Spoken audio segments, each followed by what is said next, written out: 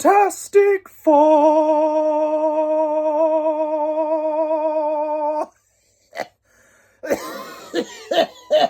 You guys fell for my rage bait last time, after I'd OD'd and killed myself for the second time after my Joker 2 review.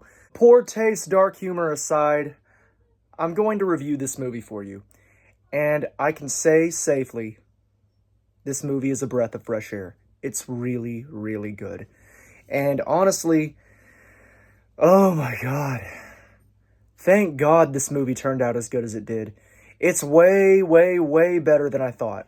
And you know what? It follows up with Thunderbolts perfectly. With as good as Thunderbolts was, Fantastic Four does just as good. Fantastic Four First Steps is the official debut in the MCU of the Fantastic Four. And it's also a standalone movie, directed by a very passionate fan, Matt Shakman. And of course, there's no introduction any more than that. Y'all know this is the fourth adaptation of the Fantastic Four. And it was also released in a 5-year for some reason. You know, the first movie was released in 2005. And then, you know, Fant Four Stick, the god-awful movie that we don't really like to talk about that much, that was released in 2015, and now this one's released in 2025. I noticed something here. I kind of picked up on it. So basically, this is a rehash of Rise of the Silver Surfer, but just done even better. And there's very little jokes. I mean, the jokes are there, but they're timed appropriately this time, and it doesn't seem to interrupt the actual plot of the film, which is just perfect. I'm so tired of Marvel having really serious moments, and then they're just interrupted by some weird 5-second quip or joke or something like that. This movie is actually very depressing, and it's just following the Fantastic Four trying to figure out how to stop the impending doom that is Galactus. And by the way, Ralph Ineson is perfect as Galactus. Just his voice, just the way they scaled him, just the way they did Galactus is leagues ahead of just being a big gray cloud in space. And I'm so glad they actually got a comic-accurate Galactus here in the MCU. Thank God. It's also just shot very, very beautifully, especially with that really, honest-to-God, scary scene with Galactus. That part was just shot so magnificently, and the rest of the movie, it's so nice with its lighting and just the costumes. It really does feel like some alternate version of the 60s. It really just feels like it's tangible, you know? It feels very tangible. So I think they made the right move by making it take place in a retro-futuristic version of the 60s. There's also just a ton of Fantastic Four love for the history in here. You have Giganto, you've got, you know, Franklin Richards, which I never thought I'd ever see these characters ever done in the MCU, and I'm so glad we're getting all this, like, Fantastic Four passion.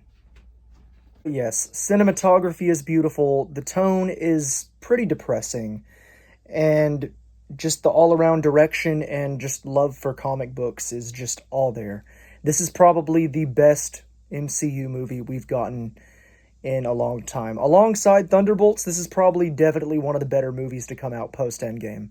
In my very humble opinion, I'd say this is just as good as Shang-Chi, No Way Home, Thunderbolts, and just those other more... It's definitely one of the more liked post-Endgame MCU movies. Now, how about that cast? Let's talk about that cast. I want to start by saying, yes, I'm also kind of tired of seeing Pedro Pascal and everything. So I do feel the Pedro Pascal fatigue. But you gotta admit one thing, okay? That man never turned in a bad performance. Not once. Pedro Pascal is actually a fantastic actor, and he will flex those acting muscles. He really will flex those acting muscles, and he is just as good as Reed Richards. Here. Fuck it. You know what? He is Reed Richards. Same with Vanessa Kirby. She is Sue Storm. I mean, people were saying that she was going to be the leader of the Fantastic Four and all that, but no, it's actually still Reed. Reed is over here solving equations and doing all this math and being a big nerd and trying to figure everything out, trying to figure out how to save his family and save the world and just how he can stop Galactus. He is still very much the leader here, but Vanessa Kirby is definitely the heart and soul of the team, and definitely just saying all these like wonderful things to keep everybody together. She is definitely the heart of the family, and she is Sue Storm. Eddie Munson, Joseph Quinn as Human Torch or Johnny Storm. He is the perfect casting for Johnny Storm. And people are saying that they're upset that they're going to see a womanizer Johnny Storm. Actually, no, he is still very much a womanizer Johnny Storm. He's just in a situation to where he doesn't need to be womanizing anybody except Silver Surfer.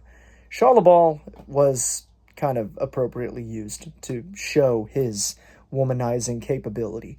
And that was correct. I'm glad they made a smart decision to show that while also staying true to the serious gravity of the situation. And Evan Moss Backrack, man, he is the thing. He's just a big, lovable rock guy who's just, trying to show off for the kids, and the kids love him, and the whole clobbering time build-up was just, I loved that whole idea. He doesn't want to say his catchphrase, and we're building up to it, which I'm not going to spoil, but I do love that we got the idea that we're going to build up to clobbering time rather than just him accepting that as his catchphrase. Now, what else do I really love about this movie? Oh, yeah. I love that it stays true to the fact that we don't need the origin story again. I love that so many superhero movies that are just about these well-known superheroes like Spider-Man, Batman, Superman, etc., I'm glad we're not getting the origin story anymore, because we don't need it. We know they've been to space. We know how they've got their powers. We don't need that for them. This movie takes place 3 years into their career as the Fantastic Four, and this is around the time when Galactus shows up, so this is still perfectly in line with everything that's going on. It's doing what No Way Home did, it's doing what Superman just did, it's doing what the Batman did, or not No Way Home, I apologize, what the MCU Spider-Man movies are doing, and it's great, because these are all very, very well-known superheroes. We don't need their origin again for like the 5th time. But yes, I strongly recommend this movie to anybody who is an MCU fan, who is a Fantastic Four fan, and even if you're not a Fantastic Four fan, but you like Marvel, I would still check this out. This is the best Fantastic Four movie to come out in years, and I can't stress this enough.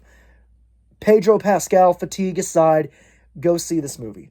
This is the MCU's official debut of the Fantastic Four. And, it's also a standalone movie. So you don't have to do a whole bunch of homework. You don't have to follow a whole bunch of movies and TV shows just to pick up on what's going on. It's good. It's just good on its own, and you can check it out. You can go into this movie without expecting to know all this prior MCU knowledge. But I'm going to end this video off by saying Fantastic Four First Steps is fantastic. Get that fucking meme out of here.